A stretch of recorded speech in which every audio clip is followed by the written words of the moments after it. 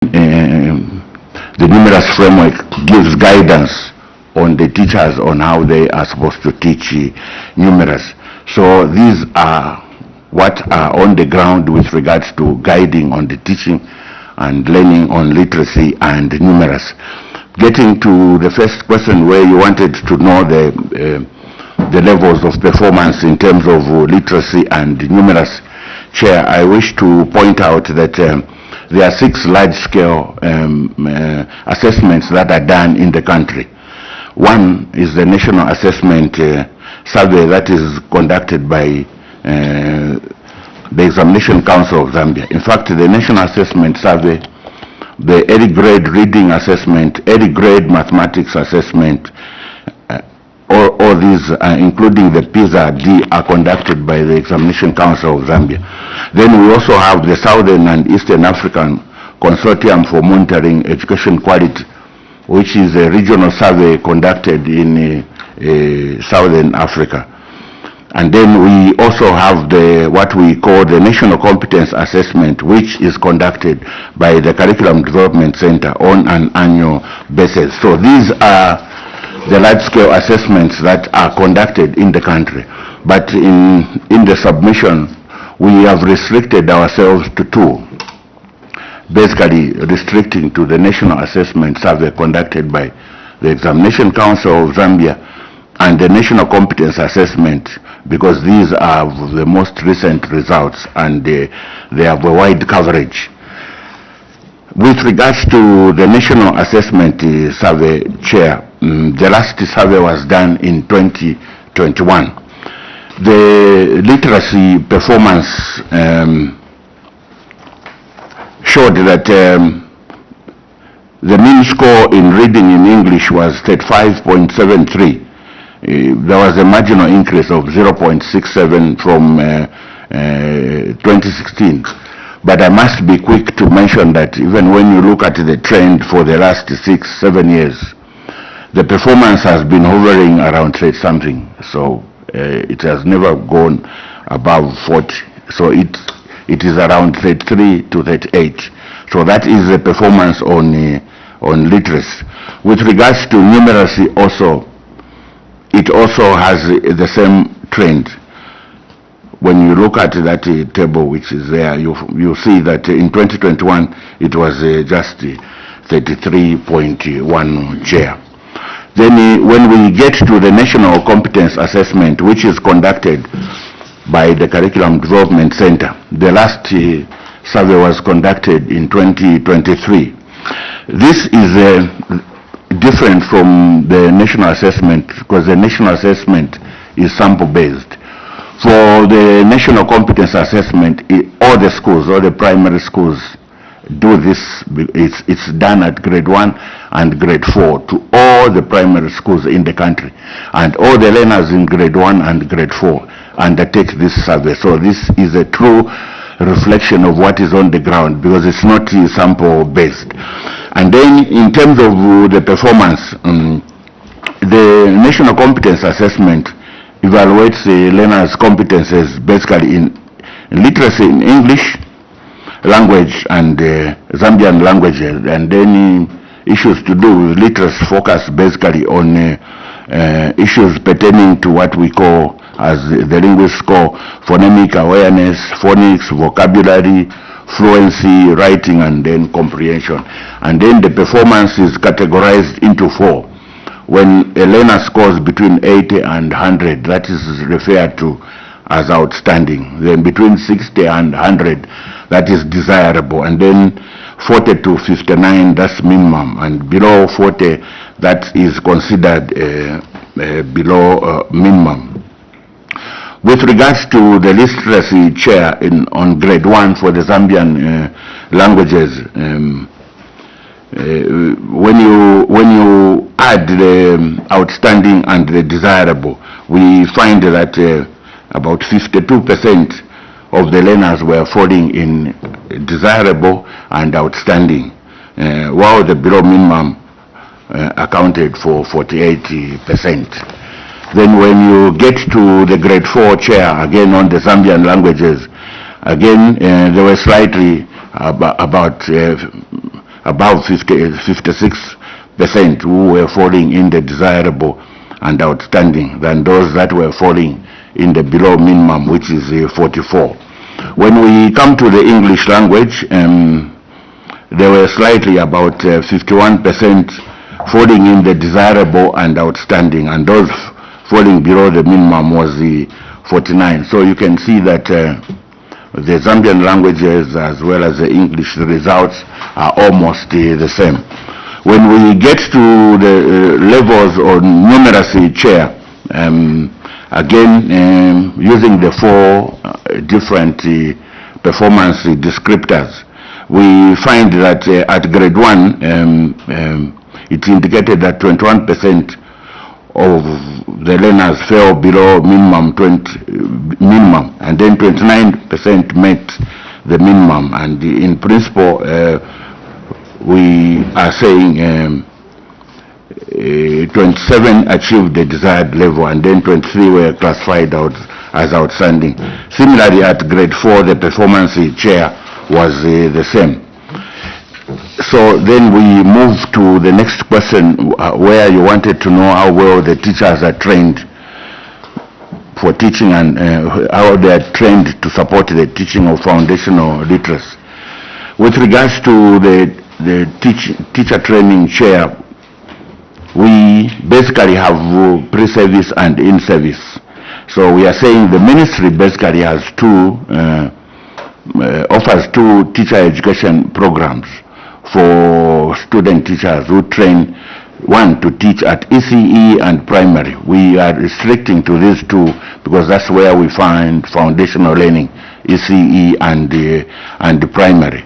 And then we also have universities that are offering degrees at ECE and the primary.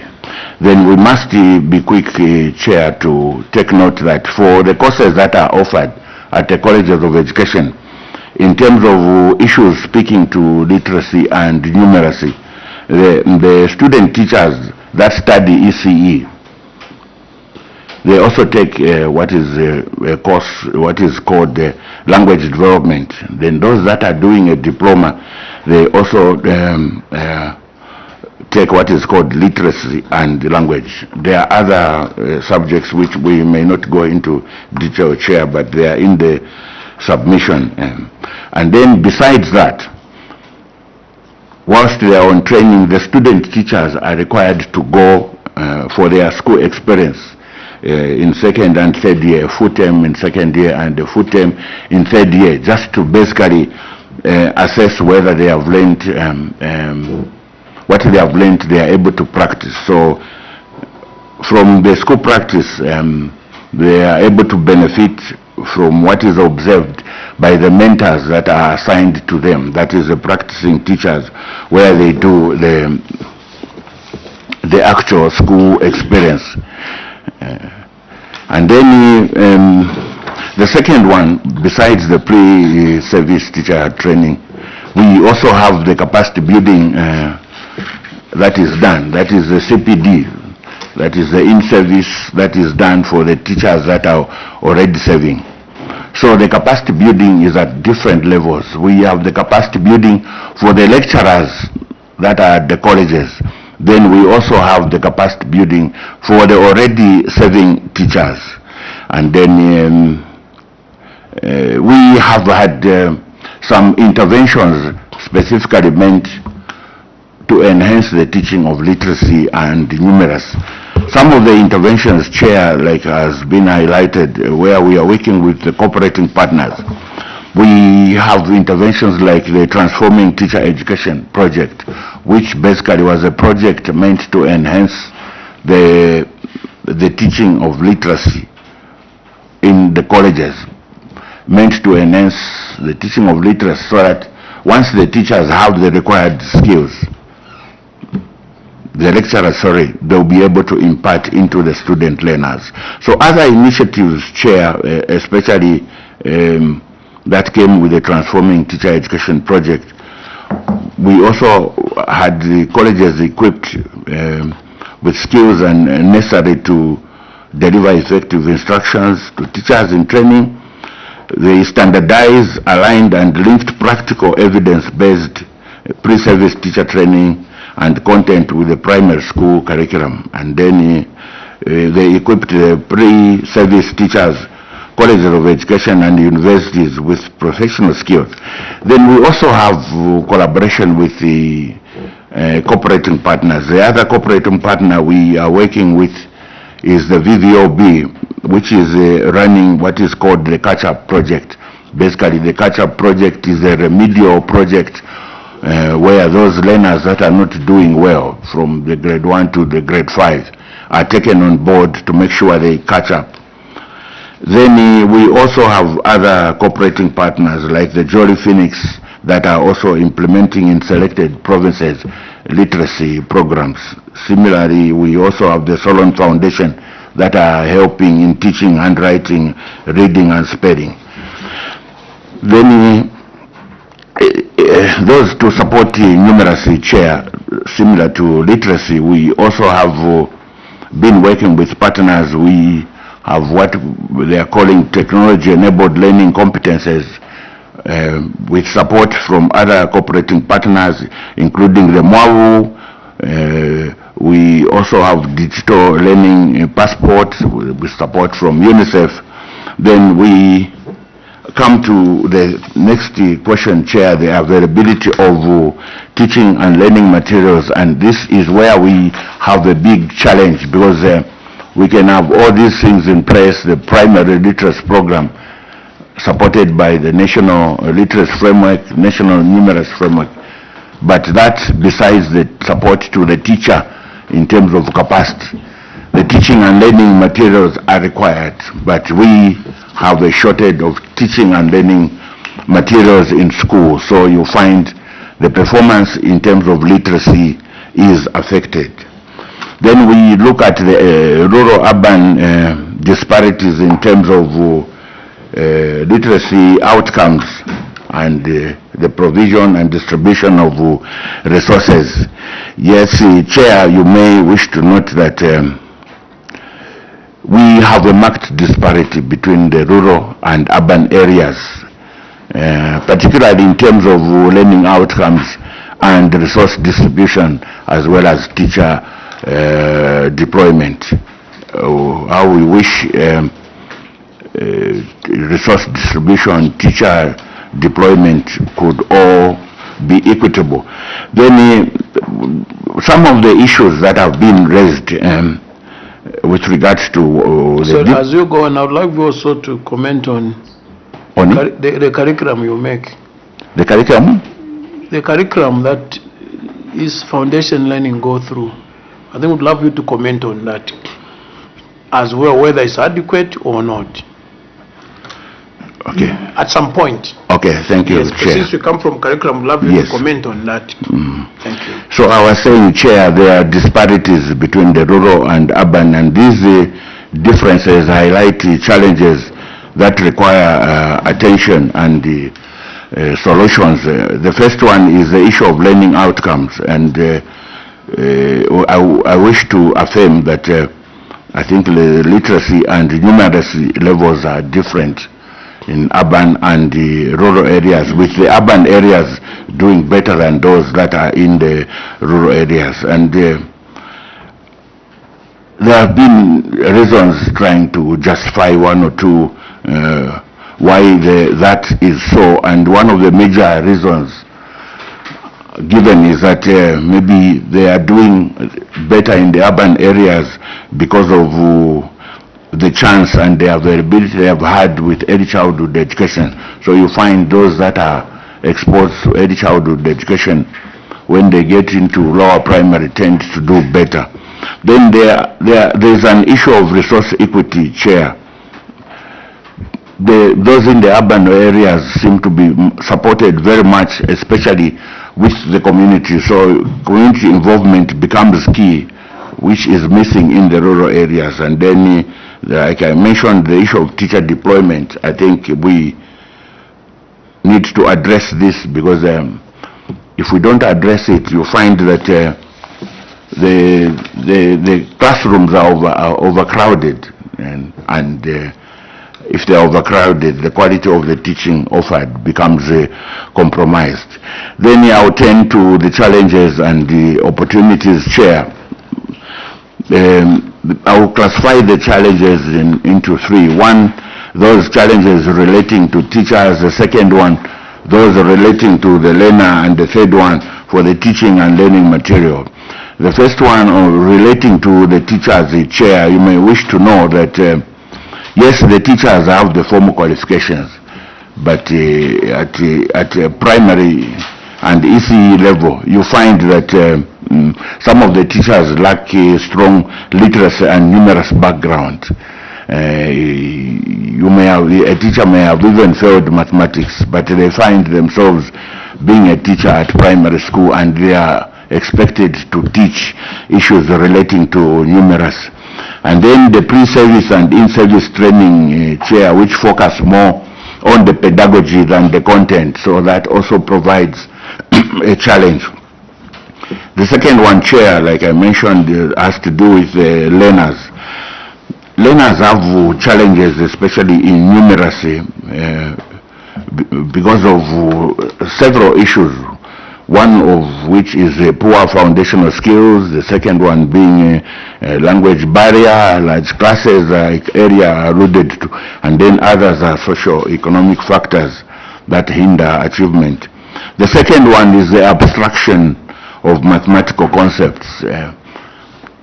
Especially when the learners are young, they struggle to relate abstract mathematical ideas to their everyday life. So it has been difficult for the teachers to teach practically because they are not supported.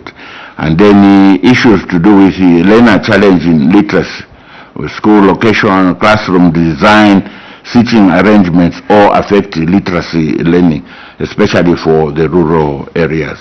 And then we also have the issue of the lack of print-rich environment. That is where we are talking about the limited parental involvement and absence of rich print environment that is supposed to help support the learner in the learning process. And the third and last one, I mentioned, the Chair, is the issue of teaching and learning materials. This one across the country, whether it's urban or rural areas, the teaching and learning materials are not adequate. Even where we have them, the ratios are very high. You find, as in some subjects, you find as high as 10 learners sharing one textbook. What are the recommendations, Chair? Going forward, one is to review the teacher education curriculum to strengthen literacy and numeracy and pedagogical content knowledge. If possible, we could explore the issue of specialization, though there are different schools. Others would argue that you can't start specializing at primary school because the learner needs to have that emotional attachment to one teacher. When you start specializing... The someone you mentioned, quite important. Is it for the teachers, this curriculum, or for the students? For the teachers. The second one, Chair, is the CPD activities should be regular, content focused and classroom based.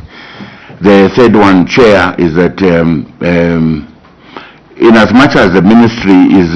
So this one, number 7 also, how regular is it at the moment? Which one, Chair? Number 1? 7.2, CPD. And this is why, Chair, we are saying should be regular, content focused and classroom based. And it should be incorporated into school-based professional development. What happens currently? The school-based it's there, but I think it may not be regular. So we are proposing that. Not sure. I'm not sure, Chair, but I know it's not often. Okay. But I know there are some CPD programs that are on the ground. Then the Ministry of Education and these partners should ensure that the lower levels, ECE and then the lower primary schools, have access to the National Literacy Framework and then the national numerous framework, because these are the two major documents that guide the teaching and learning of numerous. And then besides that, we need the syllabuses, textbooks, and learning materials that should be distributed to the schools. And then we are talking about training programs which should include modules on how to use digital literacy, especially for the teachers that trained a long time who may not have access to how to use these digital skills. And then we also are talking about that the schools should prioritize instructional coaching and mentorship rather than focusing on assessment compliance. You may force people to comply, but they are not very sure of what should be done. So that is why we are advocating that this mentorship be improved. And then we are also talking about local education stakeholders and committees should work together to reduce learner absenteeism during activities such as farming and mining seasons. And then in addition, Chair, maybe to respond to the question that you posed with regards to the curriculum from ECE to grade 1 to grade 3.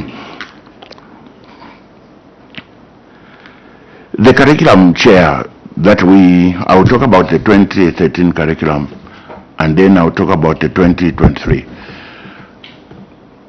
A curriculum, Chair, is meant to serve a purpose and the like, and this one was meant, the 2013, we wanted to make sure that we improve the literacy levels, because we know that if our learners are not able to read and write, then they cannot learn. This is why you find that besides the curriculum itself, the curriculum, yes, was adequate, and then we had to develop tools that were to help the implementation of the curriculum. That's why we brought in issues to do with the National Literacy Framework and the National Numerous Framework that are helping the teachers to teach matters relating to literacy and numerous. However, even after implementing the 2013 curriculum, we have found that our literacy and numeracy levels are not very good. But we still... Are they getting worse or better? Well, when we implemented 2013, did they get better or worse? This is what I'm trying to explain, Chair.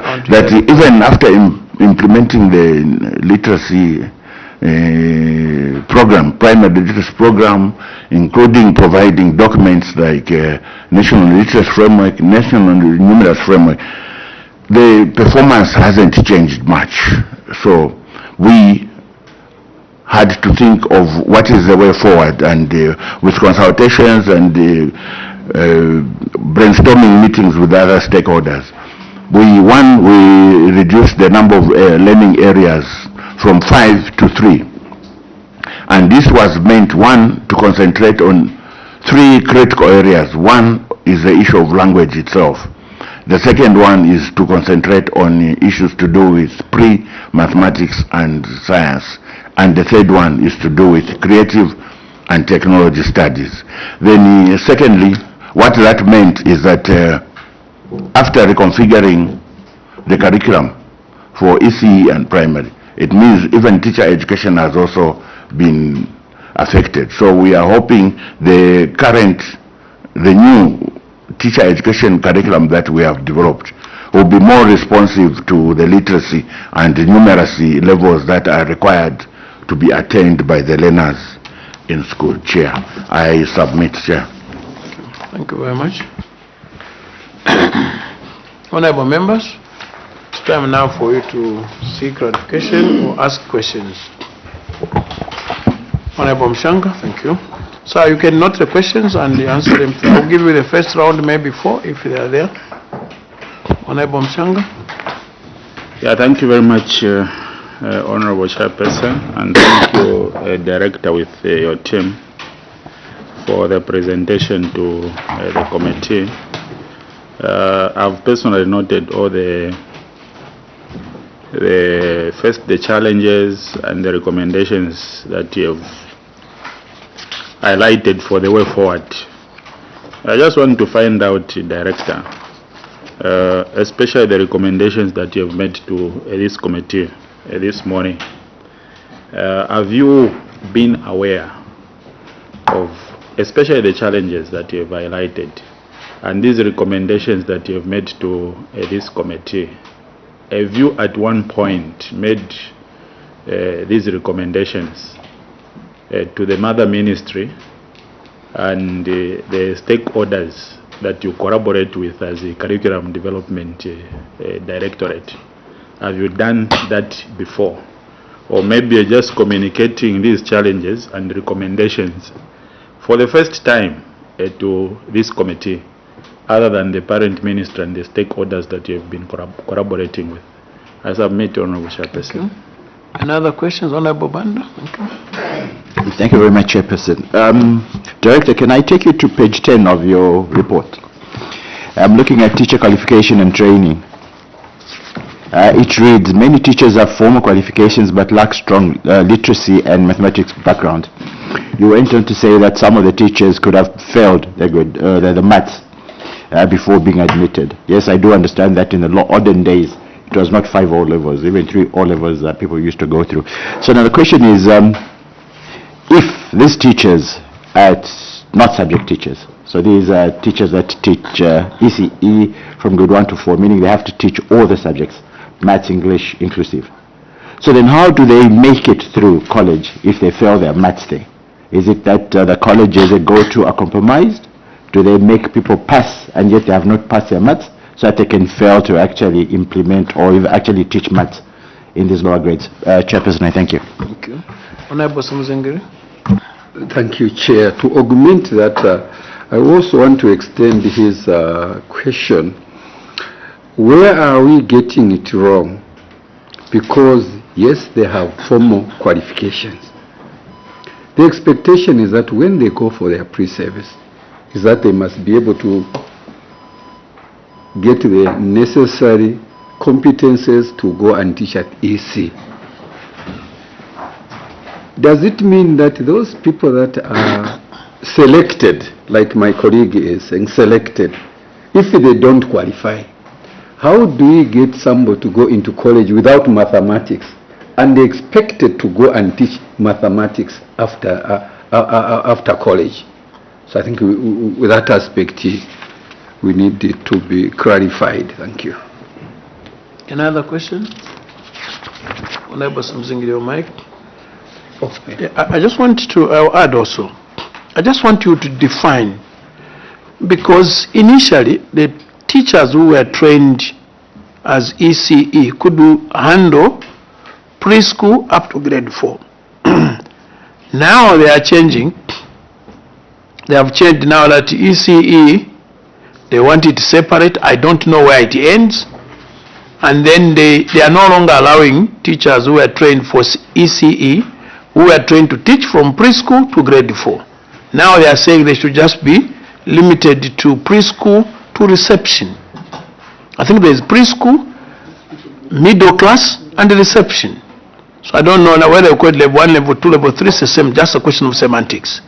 So now I want to know where these are ending. And then the colleges too also train, like Charles Rwanga College, which I'm familiar with, they will train maybe grade 1 to 7. Those are primary school teachers. They can handle lower and upper primary school. I think I want you to elaborate on that. Then 2, your statistics are a bit higher. The statistics we receive here from UNESCO and what they are really very bad. Yours are relatively, I'm not saying, I don't know which ones are correct. Yours are very different from these non-governmental organizations. Don't you sometimes sit with these major stakeholders and get at least averagely same statistics? There was one which came here that in every 10 students, only 1 can read. That's those who are 10 years old. 98 what he can't read. So we have all these statistics, so we get a bit confused. So Lambert, I don't know whether you at some point meet to discuss this. And then I still want you to comment on your curriculum for 2013. You didn't specify whether it was better than the previous one or it went worse. I want you to be very clear there. And why have you abandoned it now to a new one? What did you learn from the 2013?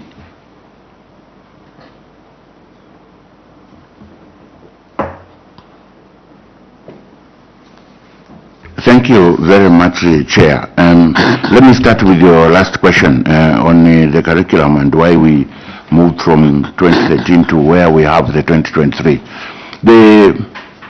The change of the curriculum, the ministry has planned that it's supposed to change the curriculum, review the curriculum after every 10 years.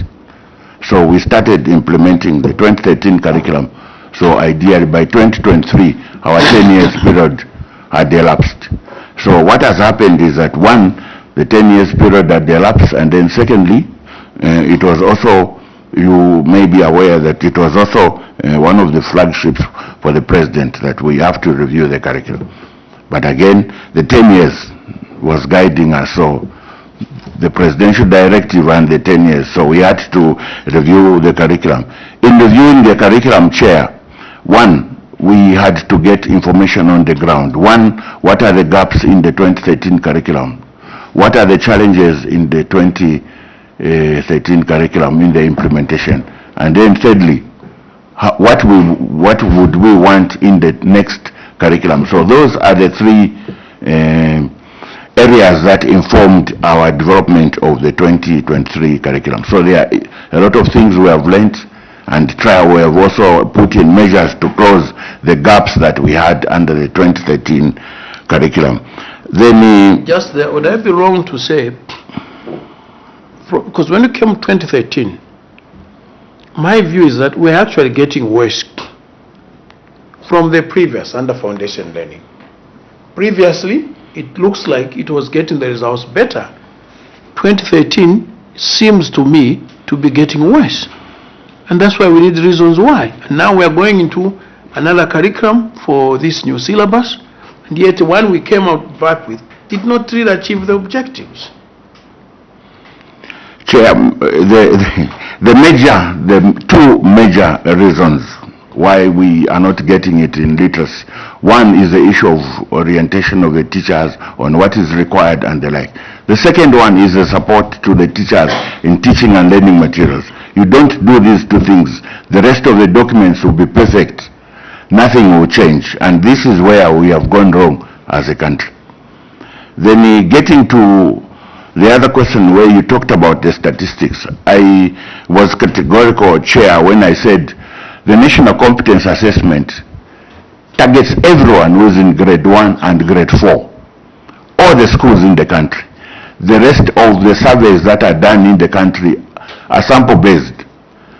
So the results, yes, will be different. And sample-based, you may also wish to interrogate, Chair, some of the statistics that are coming from these surveys. You do 100 schools and you make very alarming statements. You do 300 schools, 500 schools and make very alarming statements when you have thousands of schools that are on the ground.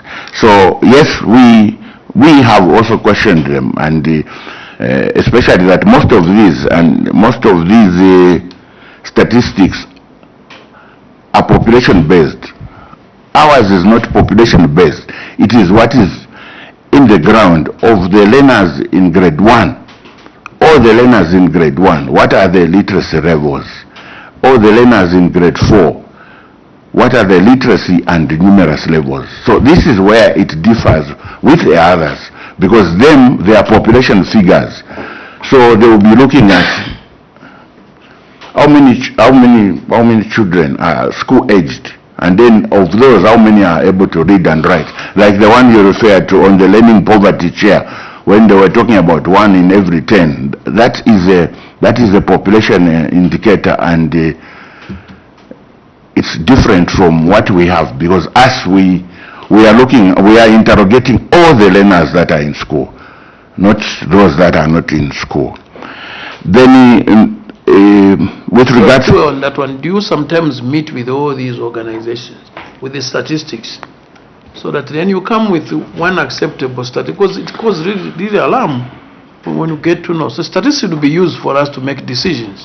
So how do we make decisions with the statistics that have so many discrepancies? Which one do you take then? Yes, Chair. Again, there are certain times where there's an institutional arrogance with some of these NGOs. They are doing a sample-based, and they make statements which they are not able to substantiate. Yes, we meet, but because they also have maybe they are mandate in their own right to make maybe statistical publications, they would go ahead with what they have found. So, but it is up to us also now to produce the required statistics, because they are supposed to help our leaders in making informed decisions. So we meet, yes, and we have questioned some of these statistics, especially that most of them you find that they are from research which is not carried in the field, but desk study. The next one, Chair, you had asked on why the preschool teachers no longer are allowed to handle grade 1 to grade 3. Again, Chair, in terms of the training is you are trained to teach ECE, then, or you are trained to teach primary, or you are trained to teach secondary. But in the training that you do, in the content that you do at ECE, the content may go up to grade 3. So this is where you find where there are challenges in schools, where there are challenges. Even someone who trained as ECE, you find they are offering grade 1, they are offering grade 2. But that is not how it's supposed to be. Ideally, the ECE teachers are supposed to be at ECE. If you are a primary What school, is ECE? That's what I want. early childhood. Where does it end? According to that definition of grades, where does it end? We need to get that straight. Some will come here and say ECE up to grade 4, some will come up to grade 3, some will come up to reception. We want to know, where does it end? When somebody says ECE, where does it end? It has to be very clear. Chair, early childhood is preschool, reception, and the like. Unless maybe you are referring to foundational learning. Yeah, let me get it. If you are referring to, Chair, to foundational learning, yes, foundational learning is from early childhood up to lower primary education. The old education system, lower primary was ending at grade 4. The new education structure, lower primary will now be ending at grade 3. And where does lower primary start from? Grade 1 to grade 3. And ECE, foundation learning? ECE as level 1 and level 2. So then the combination of early childhood and lower primary is what puts what we now call as foundational learning level. So ECE up to the lower primary, those are the foundation learning levels. So I was explaining, Chair, that in the training we train for a specific level. You train to teach ECE, you train to teach primary, you train to teach secondary. But you find that a teacher is trained to teach ECE, and then they are in a school where there are challenges or problems with the teachers for primary. So you find at times that teacher is seconded. No. But some group were trained, their paper, I went through them. They were trained ECE teachers and to teach up to grade 4. Some colleges, that's what they were offering, private. And now they have stopped them from it. Clearly, you see the statement of results. They are able to teach from ECE up to grade 4, and that was accepted. But this year they have changed now. All these are to be taken to just ECE, and yet they were trained also to handle grade 1 to grade 4. So that's sometimes there is need to make all these things very clear, because in the end now, that's why many teachers don't stay on ECE. They leave quickly because they are not also promoted properly, they are not recognized, so they rush to primary, and this area sector suffers again. Chair, I don't know if my members are aware, but what we know is that you train according to a level. You train as an ECE teacher, not up to lower primary. You train as a primary school teacher, and then you train as a secondary school teacher. The training for secondary school teacher was those that should be able to teach grade 8 and grade 9. And then secondary as a degree, you should be able to teach grade 10 to grade 12. And that's how the training has been. But the situation on the ground, you find that you're an ECE teacher in a primary school, annexed ECE center in a primary school. So because you came there to teach ECE, but the school has a problem with the grade 1, grade 2 teachers. So you are asked to help. Similarly, you are in a basic school that offers from grade 1 to grade 9. You trained as a primary school teacher. You find yourself being asked to help. That's a different scenario. I'm saying there are some private colleges, not necessarily government ones. There are some private colleges, many of them, that were offering like that. I honestly, and I do know what I'm talking about. It was there in their curriculum. That's sometimes there's need to make this uniform so that we don't have this confusion. As we are making policies, they should be true to what is on the ground. So these colleges, I want to believe, the curriculum comes, I don't know whether the Higher Education Authority gives them the curriculum, but we need uniformity here. Chair, the curriculum comes from us. This is why I'm speaking with confidence.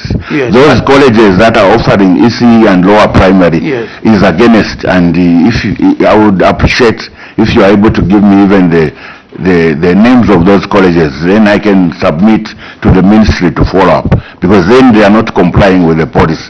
That's why I was talking confidently, because us as the Curriculum Development Center, we develop the curriculum for early childhood, primary, secondary, adult literacy, and colleges of education. So if there are colleges that are not following what is given by the ministry, we would definitely love to get to know those names, Chair.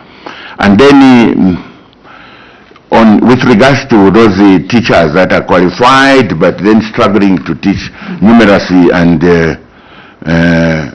literacy, Chair, you know, these issues, even personality comes in. You find I didn't do very well as a teacher.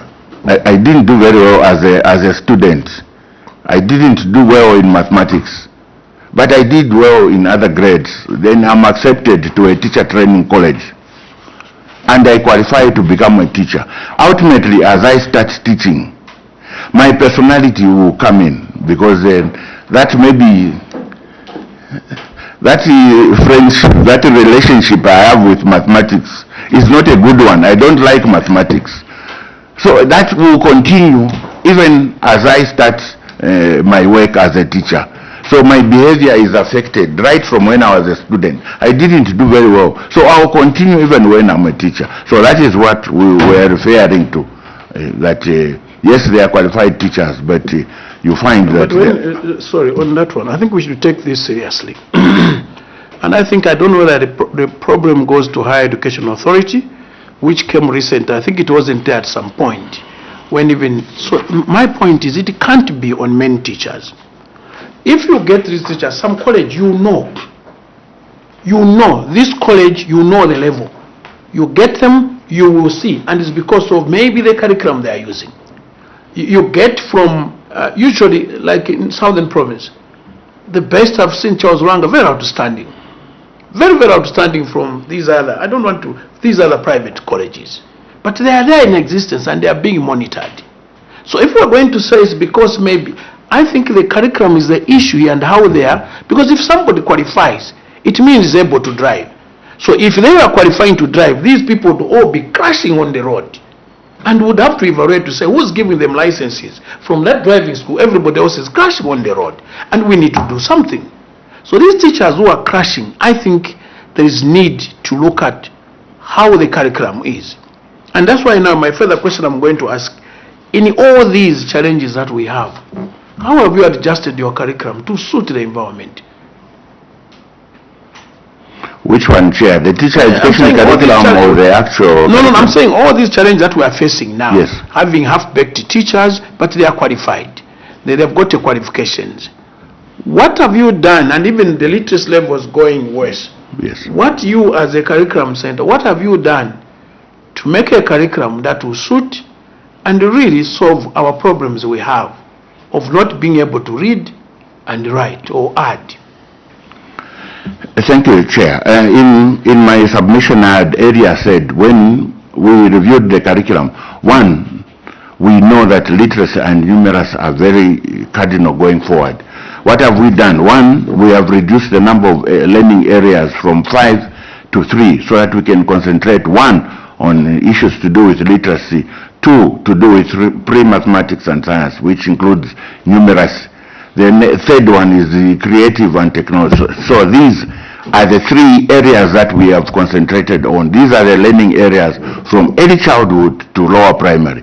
And what we have done is that the teacher education curriculum has also been changed to ensure that it gives prominence to the teaching of literacy and numerals so that our learners could be able to learn. Maybe my assistant wanted to add something. Thank you, Chair. Thank you, Director. Just to actually give further illustration as what are we doing, I think late last year we met as a consortium, Ministry of Education, with different directorates, HR, Teaching Service Commission, Teaching Council, and other stakeholders, where we were looking at the Teacher Professional Development Index, which aims at scrutinizing the competences that the teachers that we are going to employ or deploy have those competences to go and give a service. And I'm sure very soon we'll have that document completed and perhaps put to use, where we'll also have licentiate exams, just like Ministry of Health has been doing things, so that even when we have our graduate teachers with flamboyant grades, will be exposed to those exams, and that it will be at that time where the sieve will lead us to who really qualify. Because as we may be aware, Chair, you have correctly stated, what is happening in some of these private colleges is pathetic. I was advantaged to accompany the monitoring team from the Directorate of Standards at one point where we were monitoring teacher education colleges. What I discovered, it was Kasia College of Education and another college in Choma run by, the proprietor actually was in Germany at the time. We were told, no, the owner, things were not there or here. So you could tell that even the curriculum is just to deceive these parents to say, you know, when parents are desperate, they can do anything for their children. But you go on the ground, you'll be shocked to discover how they run the institution.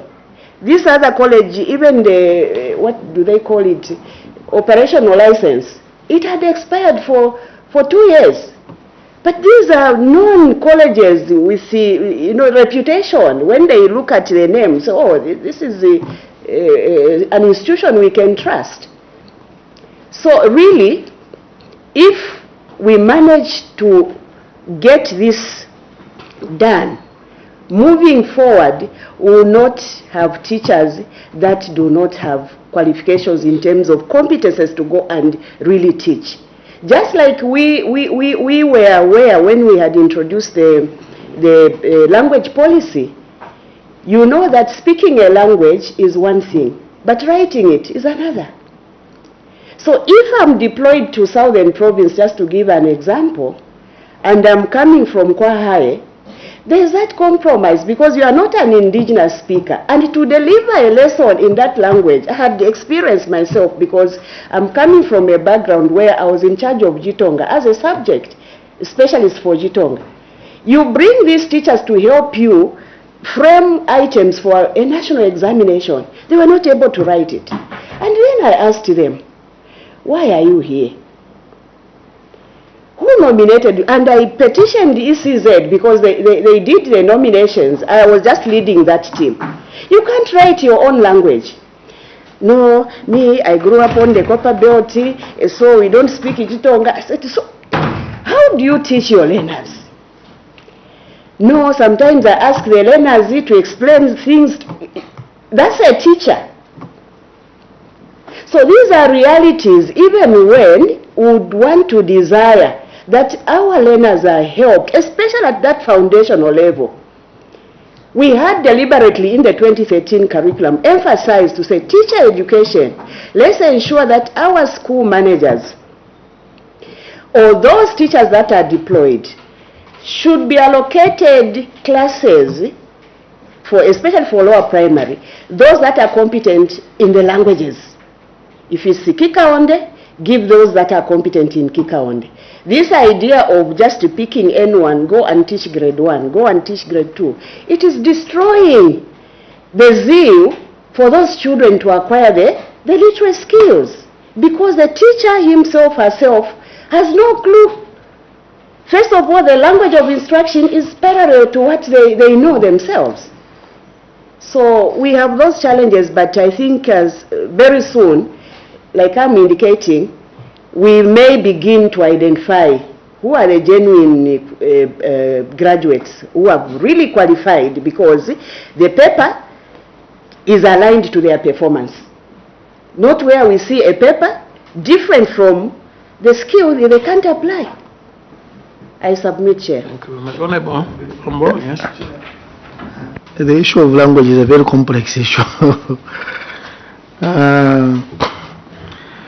When somebody is being trained at ECE and is expected to go and deliver the instruction in Tonga, I was thinking at college level he would just be given the basics and the principle. It might not really be the actual language that is going to deliver. I'm just thinking. I'll give you this example, Chair. Myself, I went to Nkrumah, and one of the subjects I studied was Zambia language when I was at Nkrumah. In the class where I was, we were 130. So somebody was going to go and teach Rosie, Bemba, Nyanja, Ruvale, but we were all taught by one person. So I'm trying I'm getting confused, because what I know is, then it means even at college, those who are going to teach Tonga, they should be put in one class. Those who are going to teach Rose, they should be in one class, and not be crowded in one class. So my thinking actually is that it's the principle, not the subject itself. That is my thinking, Chair. Yeah, but what I saw when they were doing catch-up, that's what I'm trying to say, these changes come quite often, and that's why we need in-service training. Like you see, when General Mianda came, he changed that from grade 1 to 4, they should use vernacular. And I remember very well, a lion was called, in my language, zebra. So the person who was writing that book was not from my language. And I said, how can it pass through the whole process? A lion is called zebra. When he say we know lion is Shumbwa in Chitonga. So I said, there is a problem here. If textbooks can come out, you're with me here. So, but when they are using catch-up now, they use vernacular. They use what? Vernacular, with a little bit of English. I went to observe at Bwacha. But then I didn't know whether all the children were there, because in town, whether all of them were Tonga, but they were using Tonga. The teacher knew very well, but the teachers I found handling these classrooms were mature. And that's what I observed. They should have been teaching for more than 12 years. They were mature, patient, and I never met a man. They were all women who are patient in greeting these children. That was at level 1. But now when we train these ECE new ones, AO is just coming from there, then you go and give him, I'm joking, it's on a light note, a young man, put like that, is just graduating from ECE. And then you give him that beginning. The most difficult class to teach is a beginning. And it needs a teacher that has got a lot of experience. patient who you have observed that this teacher actually can carry. Most teachers will refuse. You tell them who's going to handle the first grade, they will all say, no, I can't. No, I can't. But they were trained. No, I can't. Others agree. And you actually, in a school, you know your specialist to say, I think it's Honorable Banda that can handle that. It's Honorable Mutu that can handle this part. And this is where I don't know. So really, I think for me now, the issue of language is really true. From the current syllabus, you need a person who is competent in that language to teach. And that's what the syllabus now requires, which wasn't like that long time ago. Long time ago, they only used to teach if it's Chitonga Bemba for that subject. But the rest medium of instruction was English. And that's why in that training, the training was in that fashion. Yeah. So anyway, towards the end, let me just ask you on textbooks. Every time director have come here, the issue of teaching materials is not improving. Textbooks, even when I want to go and buy, a professor had come here. He wanted to buy books for his children. They were not available. For secondary, for primary. What is the problem with the textbooks? What do we need to do to have them? And are you people writing any textbooks, even yourselves? Honorable Miodu. Thank you, Honorable Chair. Thank you, Development Center. Just for clarification, because me, I don't know how to read.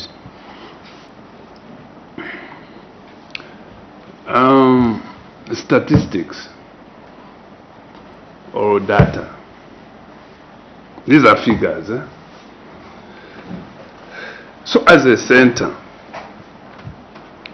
this report here, there's no page which is containing a pass of more than 50%. This page, there's none. No page in your report, in your submission, which is showing a pass which is above 50%. What is there is 40 below.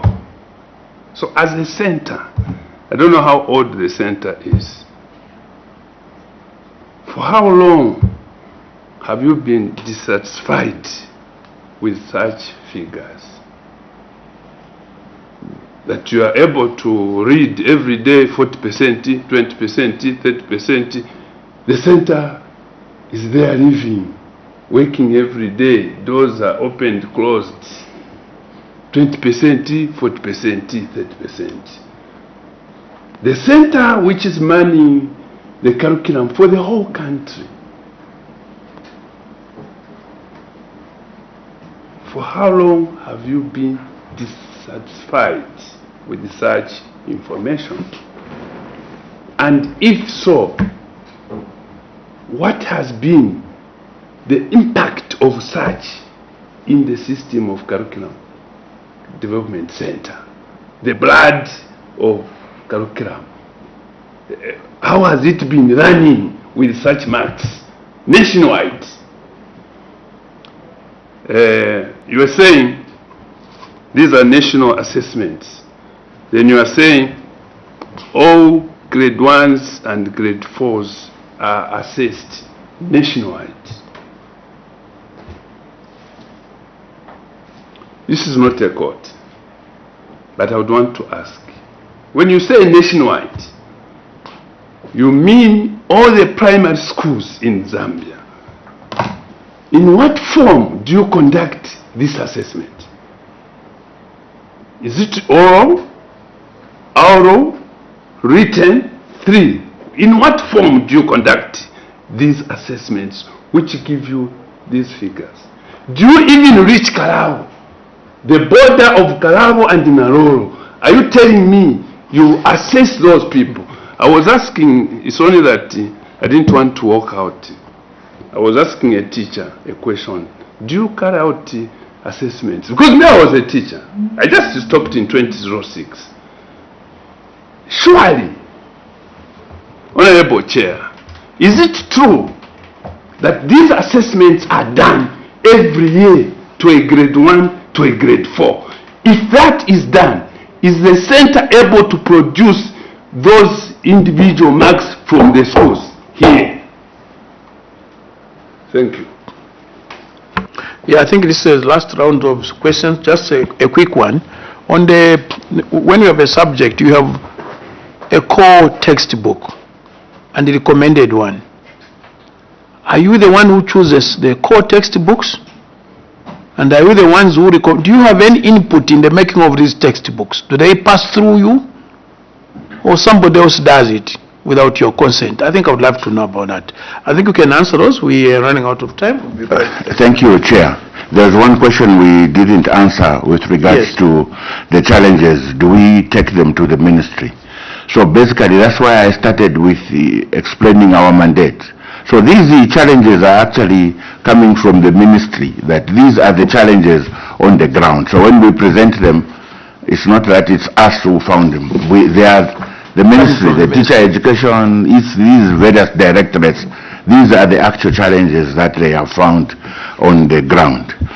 Then with regards to the books, Chair, around 2000, when education provision was liberalized, you may be aware that previously the Curriculum Development Center would write the books.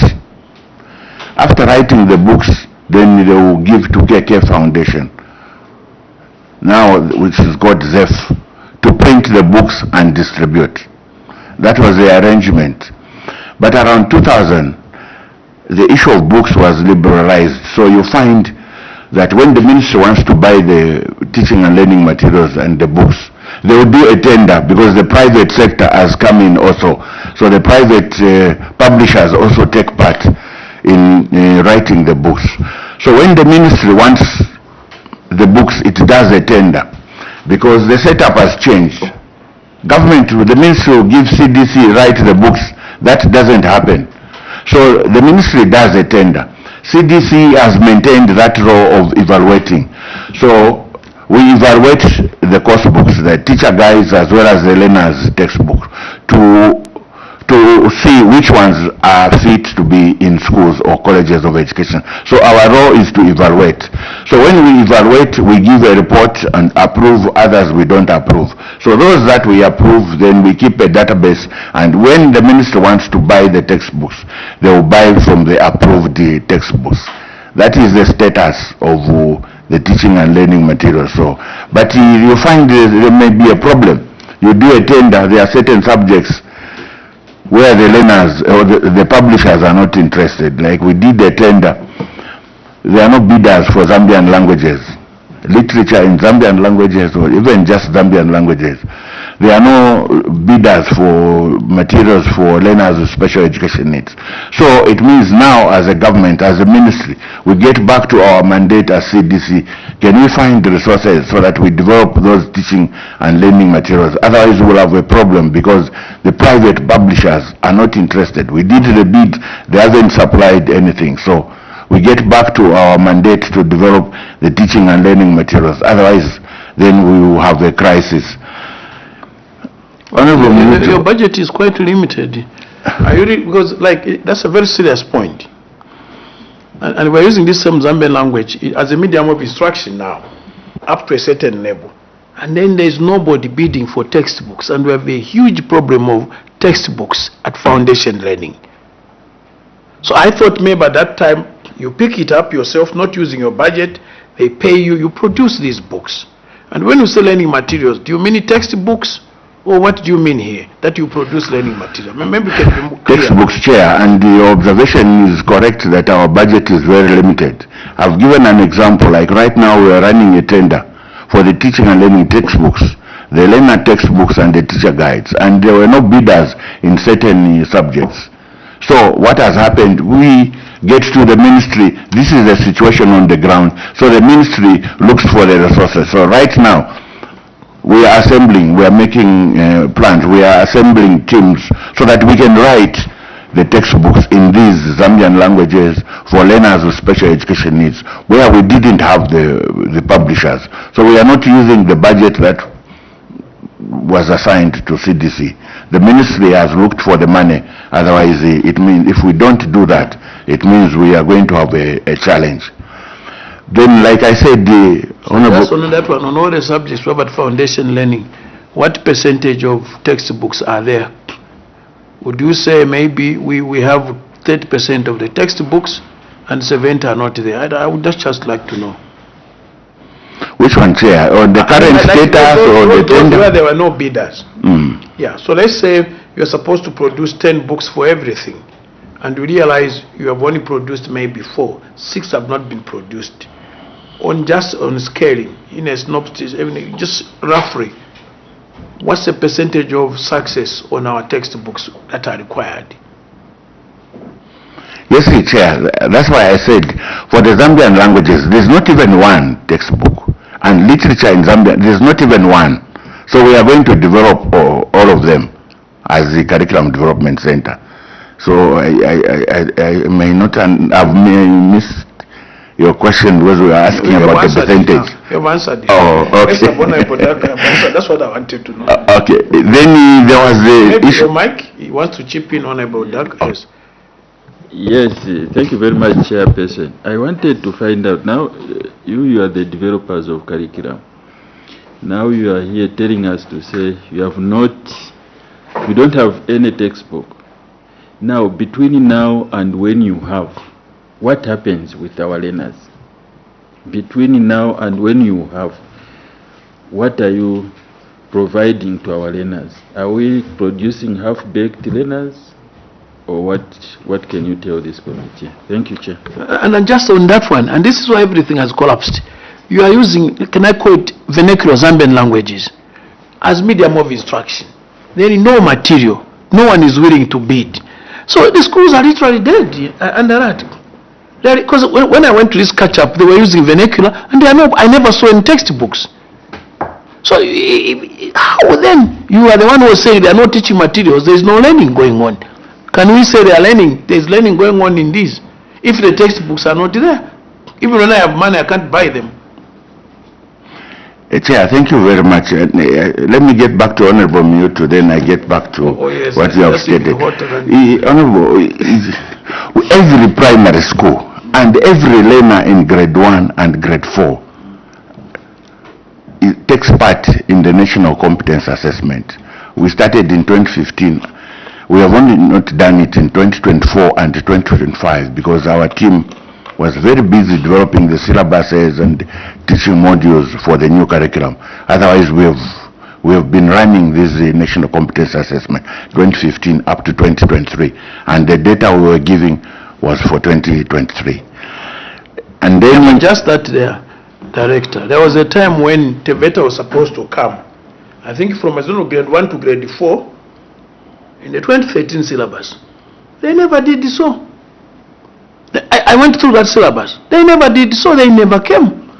People were supposed to be rated up to lower, but they never did. When we changed now to vocational and academic, at some point they were supposed to. It was written, but they never showed up. Not in my district, Kalomo. Completely. So, and his assessment is talking about, it's really very, very important. And if I look at your curriculum center, your capacity financially is very low. And so if your capacity is very low plus, it means also your human resource is limited. I don't know whether I'm saying correctly there. You are correct, Chair, but this is where maybe you may need to get back to what I started with, the mandate. Our mandate is not to go into those schools and the like. One, our mandate is to develop the curriculum, develop or review. The second one is to develop or evaluate the teaching and learning materials. Not even providing, that's not our role. Our role is to evaluate. There are others who have a mandate to procure. So us, when we develop the curriculum, when it's being implemented, there's teacher education who needs to orient the teachers. There are the standards, assessments and evaluation who need to monitor if the schools are adhering to the standards. Then there is an ICT and planning who need to get the data and all those things. So yes, even last time we said so. But you see, when we are making a product, Director, Yes, yes. If I'm making this product to go to my clients and there's competition, there will be aqua savanna, there will be all types of water, I think I shouldn't end just at producing it. I must get a feedback. At some point, I must go and see how my product is doing. And that's when I can evaluate that this product I made, this is the way. Because I can't, you said last time, once I make the curriculum on the piece of paper, to me it's 100%, my job ends there. But in my view, you still need to go on the ground and assess it and get a feedback to say, has my curriculum I made changed anything? Has it given the correct impact that I wanted to? If not, what should I do? Even if here it looks very flamboyant. You know, when we are buying, when you are buying pencils, there are those that are well decorated. You try to sharpen, it breaks. You try to sharpen, it breaks. The one that is more expensive, maybe another model, is a very good pencil. You sharpen, it remains and you can use it. Now, how do you evaluate your product if you can't go on the ground at some point to see how your product is faring? And who are your products? Now, the learners. You look at what you wrote on the paper and how it is able to mold the learner. Then you can conclude this is a good product. That's not just merely on what has been written. Chair, we agree with what you are telling us. And maybe just to say something briefly on the process. When we develop the syllabuses, the first phase is develop. The next is pilot. We send these syllabuses to the schools. The next is to monitor the pilot. The next phase, the chair, is to get feedback from the schools or colleges of education that are involved in the pilot, how they found the curriculum. Yeah. Then the next chair is to validate what we have found out, what the stakeholders are giving us. And after that, then we approve. Then it's ready to be implemented. And then, like you are saying, yes, we agree, but the day-to-day monitoring of the implementation of the curriculum will be a conflict of interest if we are going to monitor our curriculum. Once in a while, yes, Chair, we will monitor. But there are other directorates like standards assessment and evaluation. That is their key role. The early childhood, that is their key role in ensuring there's ECE, there's primary, there's secondary, there's standards, and they go into the schools. That is their key role, to find out how things are on the ground, how is the curriculum being implemented. Then they elevate their findings to us. Then we discuss if we need to put in any remedial measures. But there will be a conflict of interest, Chair, if we are going to be monitoring on a day-to-day basis, because we have cooked the meal. Let others assess what we have cooked. You can get, and this is a very important point, you can get that information from those standard officers, because maybe I need to rebrand this product. Maybe what people don't like is the bottle, the neck, and it's not being able to sell. So I can't end on just designing and producing it. But at some point, that's what I'm saying, when you make, for me, the curriculum is complete when you see its product. And what is the product? The learner that is there. There are other stakeholders, but at least it should be able to give you an impetus to have an assessment, which then you know our curriculum is working very well because it's molding a good person product. So we're not saying on day-to-day basis, but you must find a way of, even a school, when they produce a student, they sometimes make follow-up and see how the student is in place of work and other area, and then they can evaluate, I think we're doing fine, I think we're not doing fine. We'll do that, Chair, definitely. I think we have run out of time now. Honorable Muti, just finally, in a minute, and yes, then we end. Yeah. I just want to agree with the director. What is a national assessment? Your response will make me agree with you or not. What is a national assessment? That's my simple question. Thank you, Chair. A national assessment, I will respond based on our mandate. What we do is a national competence assessment. And the National Competence Assessment assesses two things, Chair. One, literacy and numeracy.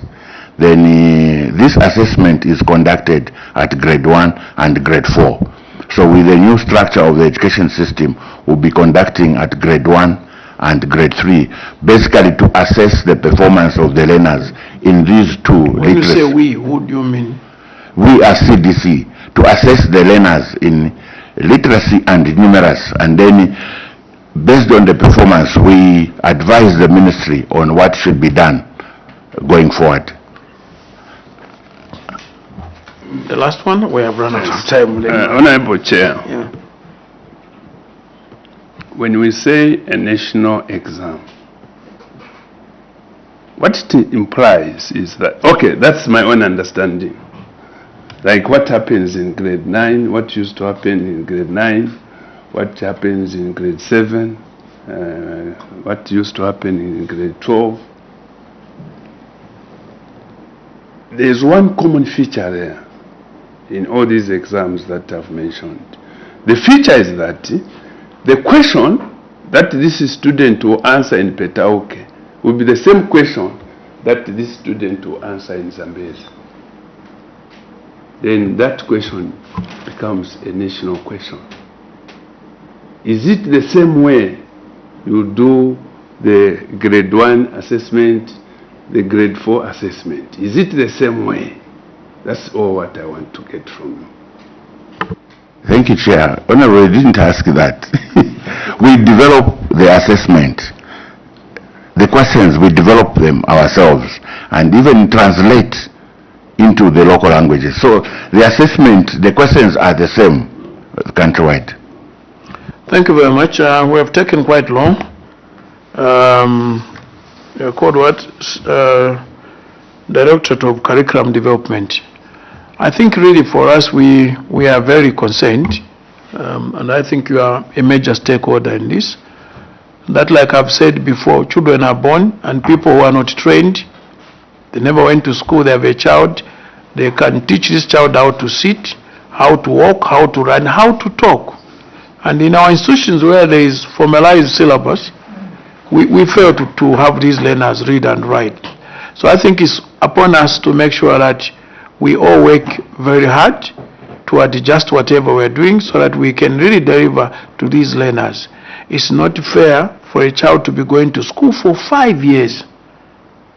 I'm packing lunch for this child, goes to school every day, comes back after 5 years and cannot write, cannot read. So the question is, what were they doing? Well, these are basics that should happen naturally, but that's the true condition of our learning environment currently. So we really need to do something, and I think it's good you came, but next time please, when we call you, this is Parliament, if you are committed, communicate immediately. This is Parliament and it's a very serious institution that provides oversight. Parliament comes first, because this is where we do the budget, this is where decisions are made. So if we program you here, we are very effective. And then not even an answer on where you are, even if what you are, I mean, it's like I have a very good reason here. Maybe my father dies. I want to leave this chairmanship. If I don't communicate, even when the reason that I'm going for is good, I think that becomes bad. I should be able to communicate to friends. So we are very grateful, and you have seen now we have a lot of work to do in many aspects so that we can get this country and get that small child who's waiting upon us, the big people, to really shape him or her a good future in this country. The whole purpose of education is for this learner to be able to use the environment around and at least earn a living. And that's why we're all here. So we really appreciate your efforts, but we still need more effort on foundation learning, because even your research has shown there are a lot of problems, a lot of gaps. And if there are problems, they need solutions. So thank you very much for coming. And now that we have come to an end of our presentation, I now remove cap 12. Whatever you say, now you are on your own. Thank you very much. Thank you.